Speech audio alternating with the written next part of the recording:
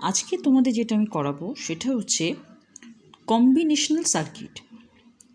এইটা জানার জন্য আগে আমাকে যেটা জানতে হবে সেটা হচ্ছে কোনো বুলিয়ান এক্সপ্রেশনকে লজিক গেটের মাধ্যমে যখন আমরা প্রকাশ করব তখন সেটাকে আমরা বলবো লজিক সার্কিট। কি বললাম?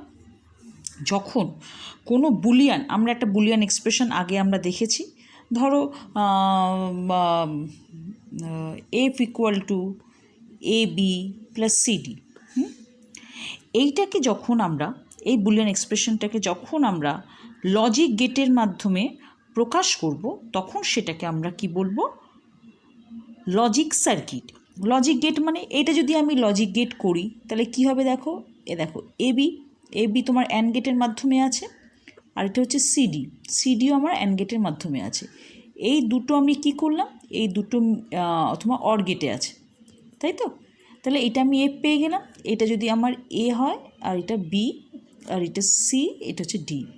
তাহলে এই বুলিয়ান এক্সপ্রেশনটাকে আমি যখন গেটের দ্বারা এক্সপ্রেস করলাম তখন সেইটা আমার কী পেয়ে গেলাম? আমি পেয়ে গেলাম লজিক সার্কিট। এই লজিক সার্কিটকেই আমি কি করব? দুভাগে ভাগ করব। কি কি দুটো ভাগ? এই দুটো ভাগই হচ্ছে, একটা হচ্ছে কম্বিনেশনাল সার্কিট। যখন আমি ভাগ করছি একটা আমি কি পেলাম? একটা আমি পেলাম কম্বিনেশনাল সার্কিট, আর একটা আমি পেলাম সিকোয়েন্সিয়াল সার্কিট। আমি তোমাদের দুটোই দেখাবো, একটা একটা করে দেখাবো। এবার কম্বিনেশন সার্কিট মানেটা কি? কম্বিনেশন সার্কিট মানে হচ্ছে আমরা যে ইনপুটগুলো দেব, যে আউটপুটগুলো আমরা পাবো, সেই আউটপুটগুলো কিন্তু ডিপেন্ড করবে প্রেজেন্ট ইনপুটের ওপর। কি বললাম? এখানে আমি কি বললাম? যে আমরা প্রেজেন্ট ইনপুট যেগুলো আমরা পাবো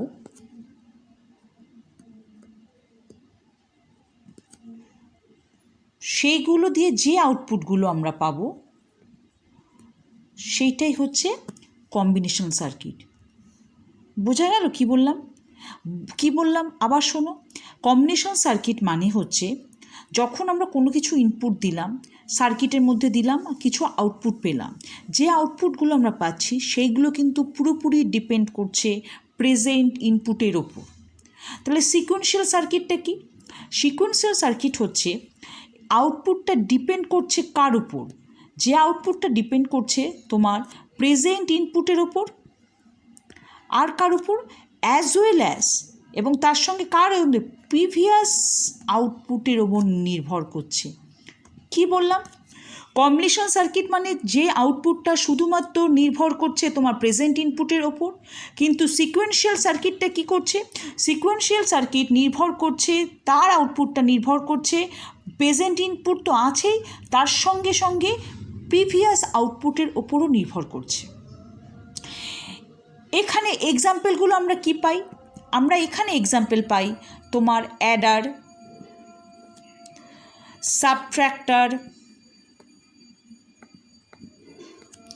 তারপর তোমার হচ্ছে কম্পারেটর, তারপর তোমার হচ্ছে মাল্টিপ্লেক্সার, তারপর হচ্ছে ডিমাল্টিপ্লেক্সার, তারপর হচ্ছে তোমার এনকোডার, তারপর হচ্ছে ডিকোডার। এইগুলো কিন্তু সব হচ্ছে কি হচ্ছে আমার কম্বিনেশন সার্কিটের এক্সাম্পল। আর তোমার এই সিকোয়েন্সিয়াল সার্কিটের এক্সাম্পল তাহলে আমরা কোনটা কোনটা বলতে পারি? আমরা বলতে পারি রিং নয়, তোমার হচ্ছে ফ্লিপ ফ্লপ, কাউন্টার, আরও অনেক কিছু আছে। এইটা যেহেতু এইটা কিন্তু এটা সিকোয়েন্সিয়ালটা বোঝা যাচ্ছে না, দাঁড়াও, এটা হচ্ছে সিকোয়েন্সিয়াল সার্কিট।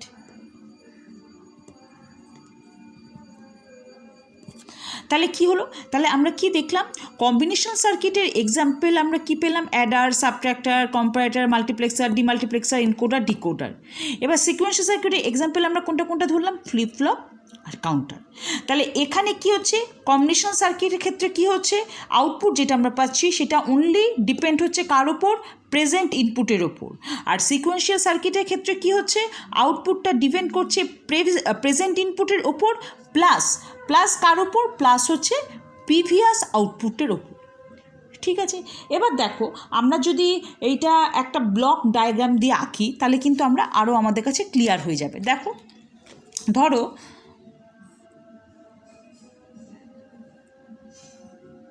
এইটা হচ্ছে আমার combinational circuit.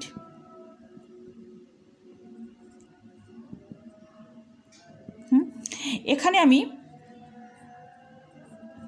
Number of inputs দিচ্ছি, নাম্বার অফ ইনপুটস, ঠিক আছে, নাম্বার অফ ইনপুটস দিলাম। এবার যে আমি এটা পাচ্ছি, আউটপুট পাচ্ছি তো, এটা ধরে নাও আমি OM দিয়ে ডিনোট করছি।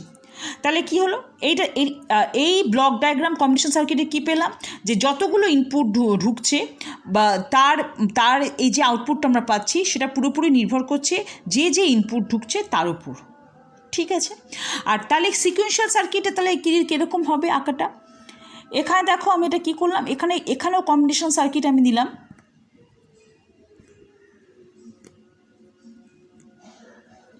হলো, এখানে কি হচ্ছে, এখানে ইনপুট ঢুকছে, এটা নাম্বার অফ ইনপুটস ধরো, নাম্বার অফ ইনপুটস। এখানে আমি কি পেলাম, নাম্বার অফ আউটপুটস পেলাম, নাম্বার অফ আউটপুটস। এবার দেখো এখানে যে আউটপুটগুলো আমি পেলাম, এখানে একটা মেমোরি থাকবে,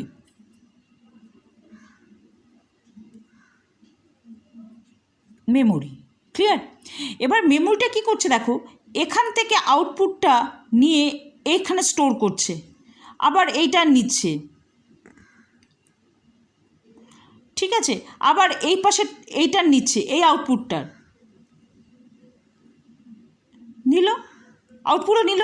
এবার নিয়ে এরা আবার কি করছে, এখান থেকে গিয়ে আবার দেখো এই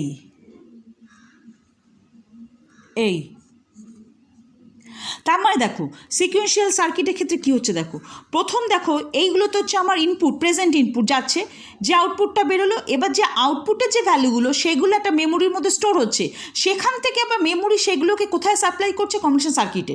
ঠিক আছে, তার মানে এই যে আউটপুটটা যে ডিপেন্ড করছে শুধু কিন্তু প্রেজেন্ট ইনপুটের উপর ডিপেন্ড করছে না, এইটা হচ্ছে প্রিভিয়াস, এই যে আগের যে আউটপুটটা আমি পাচ্ছি তার উপরেও কিন্তু নির্ভর করছে। তাই দেখো সেটাই কিন্তু হচ্ছে, শুধু কিন্তু প্রেজেন্ট ইনপুটের উপর নির্ভর করছে না, যখন যে সার্কিটগুলো প্রেজেন্ট ইনপুট প্লাস প্রিভিয়াস আউটপুটের উপর নির্ভর করবে সেটাকে আমরা বলবো সিকোয়েন্সিয়াল সার্কিট। আর কম্বিনেশন সার্কিট আমরা কাকে বলবো, যখন সেটা পুরোপুরি নাম্বার অফ প্রেজেন্ট ইনপুটের উপর নির্ভর করছে। তাহলে আমি জিনিসটা আরেকবার বলি, যখন হচ্ছে কোনো বুলিয়ান এক্সপ্রেশনকে আমরা লজিক গেটের মাধ্যমে প্রকাশ করব তখন সেটাকে আমরা বলবো কি লজিক সার্কিট। আমাদের কম্পিউটারে কত রকমের লজিক সার্কিট, দু রকমের, একটা হচ্ছে তোমার কি হচ্ছে কম্বিনেশন সার্কিট, একটা হচ্ছে সিকোয়েন্সিয়াল সার্কিট। আমাদের এইচএসের সিলেবাস অনুযায়ী, ওয়েস্ট বেঙ্গল গভর্নমেন্টের অনুযায়ী আমাদের কিন্তু কম্পিউটার অ্যাপ্লিকেশনের ক্ষেত্রে কিন্তু সিকোয়েন্স সার্কিট সেরকমভাবে নেই, শুধু নামটাই আছে। আর আমাদের কম্পিউটার সায়েন্সের মধ্যে ওইটা আছে, মানে এটা ডিটেলসে আছে সিকোয়েন্সিয়াল সার্কিটটা। কিন্তু কম্বিনেশন সার্কিটটা কী তার মেইন পয়েন্টটা কি, তার মেইন পয়েন্টটা হচ্ছে প্রেজেন্ট যে আউটপুটটা আমি পাবো সেই আউটপুটটা কিন্তু fully depend on present input, এটা কিন্তু কম্বিনেশন সার্কিটের ক্ষেত্রে। তার এক্সাম্পল কী হয়, adder, subtractor, comparator, multiplexer, demultiplexer, encoder, decoder. হলো, এবার কি এর ব্লক ডায়াগ্রামটা কি আমরা আঁকলাম, এটাকে বলে ব্লক ডায়াগ্রাম। এই ইনপুটগুলো দিলাম, কম্বিনেশন সার্কিটের মধ্যে ফেললাম, তা আউটপুট পেলাম। এই যে আউটপুটটা আমরা পেলাম সেই আউটপুটটা কিন্তু ফুললি ডিপেন্ড অন প্রেজেন্ট ইনপুটের ওপর। বোঝা গেল, এটা কিন্তু পুরোপুরি কম্বিনেশন সার্কিটের হলো। এবার সিকোয়েন্সিয়াল সার্কিটটা চলে এসো। সিকোয়েন্সিয়াল সার্কিটটা মানে কি, এর যে আউটপুটটা আমি পাবো সেটা হচ্ছে তোমার নির্ভর করছে প্রেজেন্ট ইনপুটের ওপর প্লাস কি প্রিভিয়াস আউটপুটের ওপর।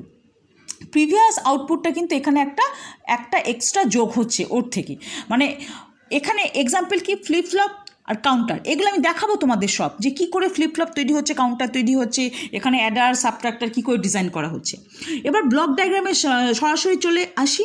ব্লক ডায়াগ্রাম কী হচ্ছে দেখো, এখানে কম্বিনেশন সার্কিট আছে, এখানে ইনপুট ঢুকছে, ঢুকে যে আউটপুটগুলো পেলো, তার যে আউটপুটটা সেটা একটা মেমোরির মধ্যে আমরা স্টোর করছি। এবার মেমোরির মধ্যে স্টোর করে সেইটা আবার কম্বিনেশন সার্কিটে ঢুকছে। তাহলে কিন্তু এই সার্কিটটা ফুললি ডিপেন্ড অন কি, তোমার প্রেজেন্ট ইনপুট এবং প্রিভিয়াস আউটপুটের উপর। এইটা হচ্ছে block diagram of sequential circuit. তাহলে এর থেকে বোঝা যাচ্ছে যে আমাদের যদি আমাদের পার্থক্য আসে কম্বিনেশন সার্কিট এবং সিকোয়েন্সিয়াল সার্কিটের মধ্যে, তাহলে আমরা সেটাকে লিখতে পারবো। ঠিক আছে, আর পরের ক্লাসে আমি তাহলে তোমাদের দেখাবো কী করে আমরা অ্যাডার, সাবট্রাক্টার, কম্পারেটর ডিজাইন করছি। আজ তাহলে এই পর্যন্তই থাক। Thank you.